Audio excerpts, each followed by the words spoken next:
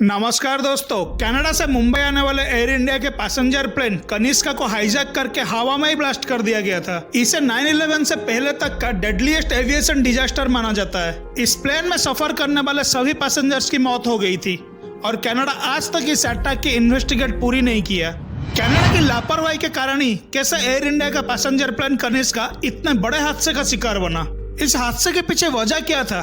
क्यों कनाडा इस अटैक को रोकने की कोशिश नहीं किया? कौन कौन लोग इसमें शामिल थे? क्यों आज तक कोई भी आरोपी पकड़ा नहीं गया? आइए जानते हैं इस दर्दनाक हमले के पीछे की पूरी कहानी।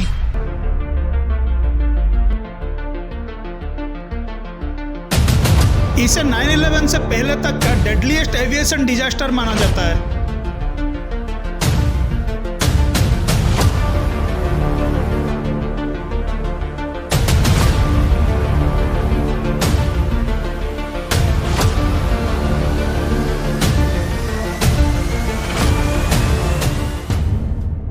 एयर इंडिया के फ्लाइट 182 ने 23 जून 1985 को कनाडा के मॉन्ट्रियल से उड़ान भरी।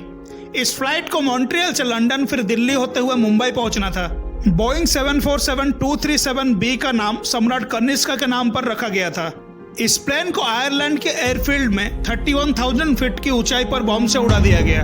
हादसे के बाद प्लेन अटलांटिक ओशियन में गिर गया। इस प्लेन क्रैश में 329 लोगों की मौत हुई थी और रेस्क्यूअर्स को सिर्फ 131 पैसेंजर्स की डेड बॉडीज मिला था। मरे हुए लोगों में 22 पैसेंजर्स इंडियन सिटीजनशिप के थे, जबकि 280 पैसेंजर्स थे तो इंडियन पर उनके पास कैनेडियन सिटीजनशिप था। ये इंसिडेंट कनाडा के इतिहास में सबसे बड़ा एविएशन डिजास्टर था। जब भारत की ओर से सीबीआई ने इसकी इन्वेस्टिगेशन करने की कोशिश की तो कनाडा ने कानून का सहारा लेकर रुकावटें खड़ी की और इन्वेस्टिगेशन कभी पूरी होने नहीं दी। इस प्लेन क्रैश के इन्वेस्टिगेशन और प्रोसिक्यूशन में करीब 20 साल लग गया, लेकिन स्पेशल कमीशन ने डिफेंडेंट्स को दोषी नहीं माना और उन्हें रिलीज कर दिया। साल 2003 में कन्फेशन के बाद सिर्फ एक व्यक्ति को इसी दिन टोक्यो में हुई एयर इंडिया का दूसरे विमान हादसे का दोषी माना गया, लेकिन उस इंसान का कनिष्का प्लेन क्रैश से कोई लिंक नहीं था। काउंसिल के गवर्नर जनरल ने 2006 में कनाडा के सुप्रीम कोर्ट के फॉर्मर जस्टिस जॉन मेजर को इंक्वायरी कमीशन लीड करने के लिए अपॉइंट किया और उनकी रिपोर्ट 17 जून 2010 को पूरी हुई। रिपोर्ट में क्लियरली बताया गया था कि Canadian government, royal Canadian mounted police and the Canadian security intelligence service की ओर से की गई एक के बाद एक गलती के कारण इस अटैक को अंजाम दिया जा सका। इंक्वायरी कमीशन के रिपोर्ट के अनुसार इसमें कहा गया था कि अगर हादसे को लेकर मिलने वाले इनपुट्स पर कैनेडियन एजेंसीज ने ध्यान दिया होता तो ये अनहोनी को टाला जा सकता था। और बाद में कैनेडियन एजेंसीज इस प्लेन क्रैश के इन्वेस्टिगेशन में भी नेग्लिजेंस दिखाई। रिपोर्ट में यह भी बताया गया हादसे को रोकने और बाद में उसके इन्वेस्टिगेशन में कनाडा के ट्रूडो गवर्नमेंट का एटीट्यूड बहुत रूड था, लेकिन हादसे के आरोपियों के प्रति कैनेडियन गवर्नमेंट का एटीट्यूड बहुत सॉफ्ट और उनके फेवर में था। रिपोर्ट में यह भी बताया गया कनिष्का एयरक्राफ्ट को खालिस्तानियों ने ही टारगेट बनाया था। धमाका इतना घातक था कि प्लेन का कुछ मलबा आयरलैंड के कोस्टल एरिया कॉर्क पर बिखरा मिला था, बाकी हिस्सा नॉर्दर्न सी में ही डूब गया। विमान में यह ब्लास्ट मॉन्ट्रियल से टेकअप के 45 मिनट के अंदर ही कर दिया था। सीबीसी न्यूज के रिपोर्ट के मुताबिक मॉन्ट्रियल में मनजीत सिंह नाम का एक इंसान एक सूटकेस के साथ प्लेन में आया था, लेकिन फ्लाइट टेकअप के समय वो इंसान प्लेन में नहीं था। बॉम्ब प्लेन में इसी सूटकेस के जरिए पहुंचाया गया था। अटैकर्स ने इसी दिन एयर इंडिया के एक और प्लेन में ब्लास्ट करने की प्लान बनाई थी, हालांकि उनके ये प्लानिंग कभी पूरी नहीं हो सकी। कैनेडियन एनसाइक्लोपीडिया के हिसाब से 23 जून 1985 को जापान के 2 करियर हैंडलर्स टोक्यो के नरिटा एयरपोर्ट पर एक फ्लाइट सूटकेस उतार रहे थे। इस दौरान उन्होंने कनाडा की वैंकूवर से आया एक बैग पर एयर इंडिया फ्लाइट का टैग लगा देखकर उठाया और अचानक धमाका हो गया। इसमें दोनों की मौत हो गई। कनिष्का प्लेन क्रैश की कुछ ही देर बाद न्यूयॉर्क में न्यूज पेपर ऑफिसर्स की फोन की घंटियां लगातार बजने लगी। ये कॉल्स प्लेन क्रैश की रिपोर्ट के लिए नहीं बल्कि हादसे की जिम्मेदारी लेने के लिए बजी थी। इस हादसे की जिम्मेदारी Dashmesh regiment, Kashmir liberation army and all India Sikh student federation ने ली थी। कैनेडियन ऑफिशियल्स को शक था कि खालिस्तानियों ने ऑपरेशन ब्लू स्टार का बदला लेने के लिए कनिष्का एयरक्राफ्ट को टारगेट बनाया था। बाद में पता चला ब्लास्ट की पूरी प्लानिंग कनाडा में बैठकर बनाई गई थी।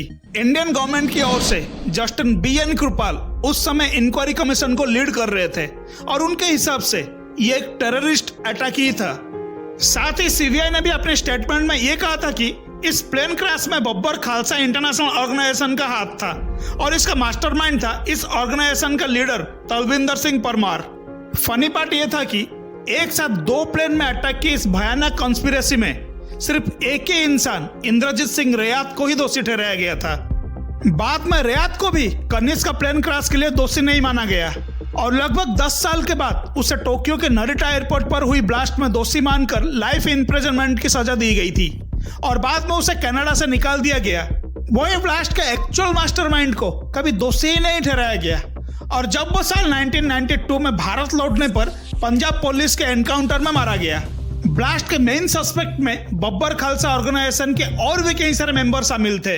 अपार्ट फ्रॉम दिस, उस समय पंजाब में खालिस्तान की डिमांड के लिए प्रोटेस्ट कर रहे कुछ और ऑर्गेनाइजेशन भी हिट लिस्ट में थे, पर मेन सस्पेक्ट में तलविंदर सिंह परमार था।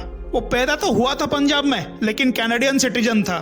वो ब्रिटिश कोलंबिया में बब्बर खालसा का हाई रैंकिंग ऑफिशियल था। उसका फोन इस अटैक के 3 महीने पहले से ही Canadian secret security service tap कर रहे थे और इंद्रजीत सिंह रियात वैंकूवर के डनकन में रहता था। वो एक ऑटो मैकेनिक और इलेक्ट्रिशियन के तौर पर काम कर रहा था। यहाँ पर एक और पर्सन का नाम सामने आया, रिपुदमन सिंह मलिक, जो वैंकूवर का एक बिजनेसमैन था। उसने क्रेडिट यूनियन और कई सारे खालसा स्कूल्स को फंडिंग करता था, पर उसे दोषी नहीं पाया गया। इस धमाके से जुड़े ऐसे बहुत सारे सस्पेक्ट बचकर निकल गए थे। उसमें से एक था अजय सिंह बागड़ी, एक मजदूर जो कैमलूप्स में रहता था। रिपुदमन सिंह मलिक के साथ उससे भी 2007 में दोषी नहीं पाया गया। सुरजन सिंह गिल, जो खालिस्तानी का जनरल एडवाइजर था, वो वैंकूवर में रहता था। वो उस समय कनाडा से फरार हो गया था। यहाँ 2 और नाम है, हरदयाल सिंह जोहल और मनमोहन सिंह। माना जाता है ये दोनों परमार के बहुत करीब थे। 15 नवंबर 2002 को जोहल की मौत हो गई। जोहल वैंकूवर के एक स्कूल के बेसमेंट में सूटकेस में बॉम्ब प्लांट किया था, लेकिन उस पर भी कभी कोई आरोप नहीं लगाया गया। एक और आरोपी सिंह ब्रार रोड सिख सेपरेटिस्ट ऑर्गेनाइजेशन और इंटरनेशनल सिख यूथ फेडरेशन का हेड था। लैक ऑफ एविडेंस के कारण वो भी बच निकला। जब इंडियन इन्वेस्टिगेटिंग एजेंसी सीबीआई इस मामले की जांच करने लगे तो उन्हें काफी सारे प्रॉब्लम्स का सामना करना पड़ा। पहले तो उन्हें इस हादसे के 1 साल बाद इन्वेस्टिगेशन में शामिल किया गया। तब सीबीआई ने पाया इस घटना को 1984 में अमृतसर के गोल्डन टेम्पल में ऑपरेशन ब्लू स्टार का बदला लेने के लिए अंजाम दी गई थी। सीबीआई ने इंद्रजीत, रिपुदमन, अजय बेन हरदयाल को सस्पेक्ट मानकर उनकी जांच पड़ताल की। सीबीआई की प्रिपरेशन तब बेकार हो गई जब कनाडा की कोर्ट में उनकी गवाही नहीं होने दी गई। दरअसल कनाडा की इन्वेस्टिगेटिव एजेंसीज अपने इन्वेस्टिगेशन को इंपोर्टेंस दे रहे थे। सीबीआई जो एविडेंस कलेक्ट किए थे उसे उन्होंने जरा भी अटेंशन नहीं दी। And not only this, Canadian law इन आरोपियों के लिए काफी हेल्पफुल भी बना।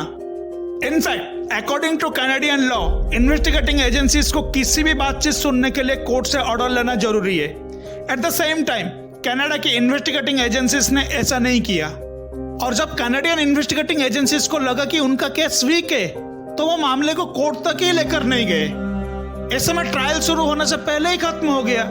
इस घटना को लेकर कोई ट्रायल कनाडा की किसी भी कोर्ट में शुरू ही नहीं हुई, लेकिन नरिटा एयरपोर्ट पर हुई ब्लास्ट की इन्वेस्टिगेशन आगे बढ़ी और इसमें पाया गया कि बम बनाने में यूज किए गए कुछ पार्ट्स को क्रेडिट कार्ड से परचेस की गई थी जो इंद्रजीत का था।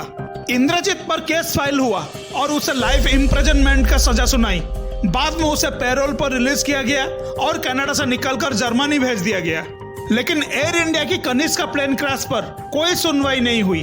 अपराधी बाहर ऐसे खुले घूम रहे थे और कैनेडियन गवर्नमेंट उनकी लगातार हेल्प कर रहा था। दोस्तों, इससे आप अनुमान लगा सकते हो कि कनाडा वोट बैंक की लालच में कैसे अपराधियों को सपोर्ट कर रहा है। दोस्तों, उम्मीद है ये वीडियो आपको पसंद आया होगा। जल्दी से लाइक बटन दबा दीजिए और अगर आपने चैनल को सब्सक्राइब नहीं किए होंगे तो जल्दी से चैनल को सब्सक्राइब करें और बेल आइकन के ऊपर क्लिक करके ऑल ऑप्शन को सिलेक्ट करें। आपको हमारे सारे वीडियो का नोटिफिकेशन आता रहेगा। Thank you for watching our video. Next week फिर मिलेंगे कुछ नए जानकारी के साथ। स्वस्थ रहिए, खुश रहिए। नमस्कार।